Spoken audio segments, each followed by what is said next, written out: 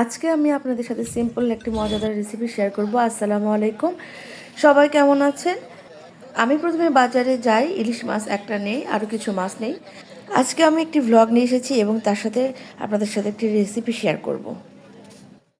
রেসিপিটার জন্য চিকেনের প্রয়োজন রয়েছে, সেজন্য চিকেন নিতে আমি এখানে চলে আসলাম। রেসিপিটা দেখানোর আগে চলুন আমি কি মাছ নিয়ে এসেছি সেটা একটু শেয়ার করি। এই মাছগুলো আমি নিয়ে এসেছি, দেখুন কতটা তাজা, একদম নড়ছে মাছগুলা। পাঙ্গাস মাছ এনেছি আমি, তেলাপিয়া মাছ এনেছি, আবার বোয়াল মাছও এনেছি, আর মাছ এনেছি। আর এই যে প্রস্তুত করছি রেসিপিটা, তো চলুন রেসিপিটা পুরোপুরিভাবে আমরা দেখে নিই। এই রেসিপিটার জন্য যা যা লাগছে: 3 টেবিল চামচ লেবুর রস, 3 টেবিল চামচ সয়া সস, শুকনো মরিচের গুঁড়া 1 চা চামচ, গোলমরিচের গুঁড়া 1 চা চামচ, কাঁচা জিরা গুঁড়া 1 চা চামচ, কাঁচা মরিচ কুচি ঝাল যেমন খাবেন তেমন, আদা বাটা 1 চা চামচ, রসুন বাটা 1 চা চামচ।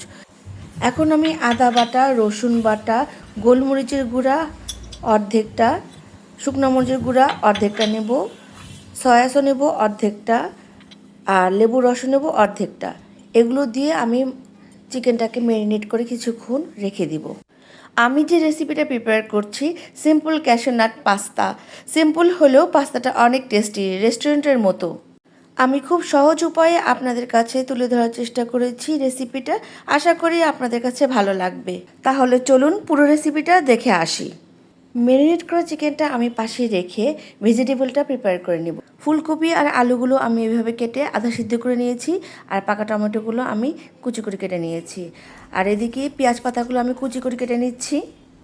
আর এইদিকে আমি পাস্তাগুলো সিদ্ধ করে ঠান্ডা পানি দিয়ে ধুয়ে রেখেছিলাম।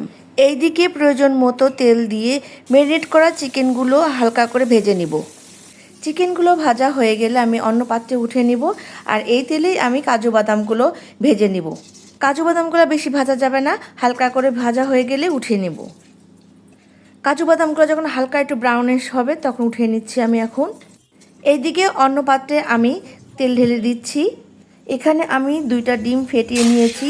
এই ডিমগুলো এভাবে ভাজতে হবে, বেশি ভাজা যাবে না, শক্ত যেন না হয়, নরম অবস্থাতেই উঠিয়ে নিতে হবে। আমি এখন এই পর্যায়ে ডিমগুলো উঠে নিব। আবার আমি নতুন তেল নিচ্ছি। তেলটা গরম হয়ে এলে আমি 1 কাপ পেঁয়াজ কুচি দিয়ে দিয়েছি এখানে। পেঁয়াজ কুচিগুলো আমি ভেজে নিচ্ছি হালকা নরম হওয়া পর্যন্ত। পেঁয়াজটা নরম হয়ে এলে আমার সেই ভেজিটেবলগুলো দিয়ে দিয়েছি এখানে আমি। ভেজিটেবলগুলো হালকা ভাজা হয়ে গেলে আমি দিয়ে দিব কাঁচামরিচ কুচি, দিয়ে দিচ্ছি আমি ক্যাশিউ নাট ও চিকেন ভাজাগুলো, এখন দিচ্ছি ডিম ভাজাগুলো, বাকি সয়া সসটুকু। এখন আমি সব উপকরণগুলো হালকা করে ভেজে নিচ্ছি। এই পর্যায়ে এখন আমি সিদ্ধ করে রাখা পাস্তাগুলো দিয়ে দিব। এখন আমি সব উপকরণগুলো একসাথে মিশিয়ে নিচ্ছি। এই পর্যায়ে আমি দিয়ে দিচ্ছি গোলমরিচের গুঁড়ো, জিরা গুঁড়ো। এখন সব উপকরণগুলো ভালো করে মিশিয়ে নিব আমি আবারও। আর এখন এই পর্যায়ে দিব আমি প্রয়োজন মতো লবণ। সব উপকরণ এখন ভালোভাবে নেড়ে কিছুক্ষণ হালকা ভেজে নামিয়ে পরিবেশন করে ফেলব। এখন আমার পাস্তা রেডি। এখন আমি পরিবেশন করব। দেখেই লোভনীয় লাগছে, খেতে অনেক টেস্ট। এরকম restaurant style cashew nut pasta যদি খেতে চান তাহলে আমার রেসিপিটা একবার হলেও ট্রাই করবেন। ভিডিওটা ভালো লাগলে অবশ্যই লাইক ও কমেন্ট করবেন, সবাইকে শেয়ার করবেন দেখার জন্য। আজ এই পর্যন্ত, আল্লাহ হাফেজ।